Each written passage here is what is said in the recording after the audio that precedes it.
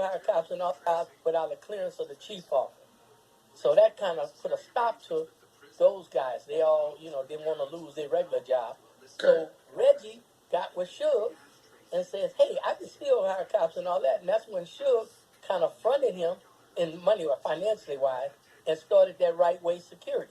Alright, so that's Reggie Wright Jr.'s father saying that Suge basically gave Reggie the money to start that WrightWay security. Alright, and this is all speculation. And basically what I'm saying is all speculation. None of this stuff has been proven, but I'm just speculating here, okay?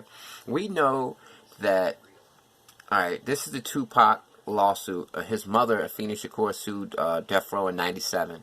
And this is the section of the lawsuit where they talk about how Suge Knight misappropriated the funds of Tupac and other artists. So my question is, did Suge Knight front Reggie Wright money that actually belonged to his artists, like Tupac, Snoop Dogg, Dr. Dre? Because as we all know, Suge Knight and Death Row said that Snoop Dogg, Dr. Dre, Tupac, and all the Death Row artists were overdrawn, meaning you got to pay whatever you're overdrawn by to get to zero. Tupac specifically was overdrawn by $2 million, even though he was very successful.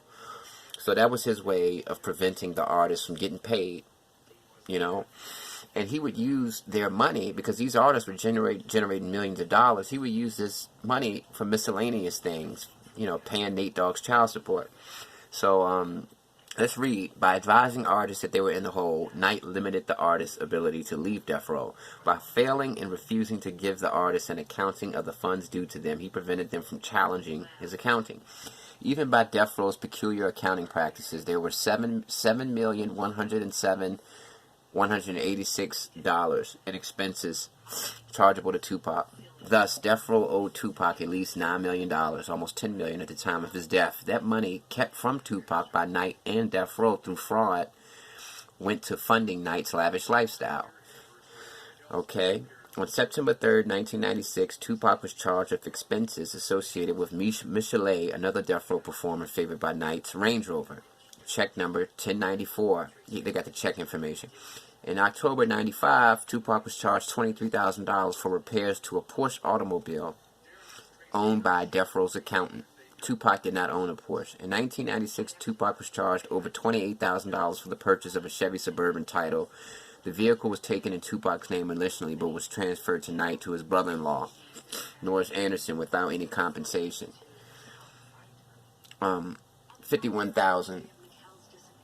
And another check information. He was in connection to this. Tupac was charged $51,000 with the cost of transferring the car to Anderson.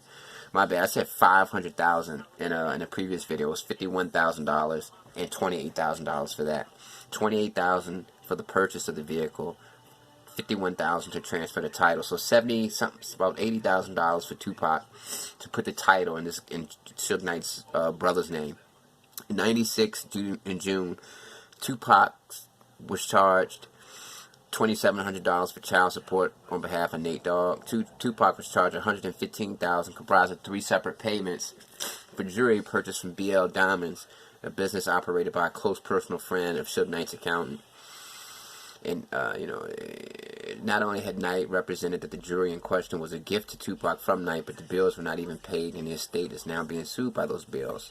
So basically, he spent $67,000 in a check, $15,000 in a check, and $32,000 in a check for jewelry that was supposed to be a gift to Tupac, but it was actually charged to Tupac's money from his album sales paid for it, even though it was a gift. Tupac was charged more than $120,000 in rental costs for a house in Malibu, which was actually operated by David Kenner.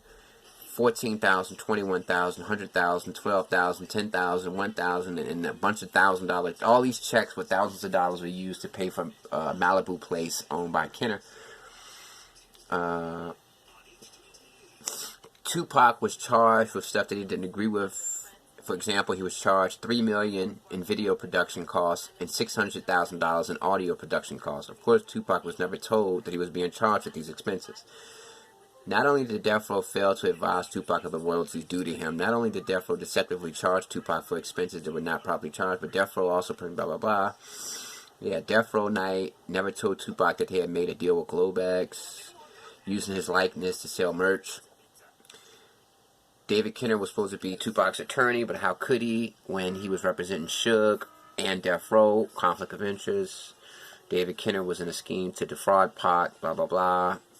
So basically what I'm saying is Suge Knight used the money that was that belonged to his artists to fund things. If he would use money that Tupac earned on his albums to pay for David Kenner's Malibu rental homes and David Kenner's apartments and, you know, apartments for various Death Row employees and for jewelry for his women, why wouldn't he use, you know, his artist money to pay for Reggie's security company?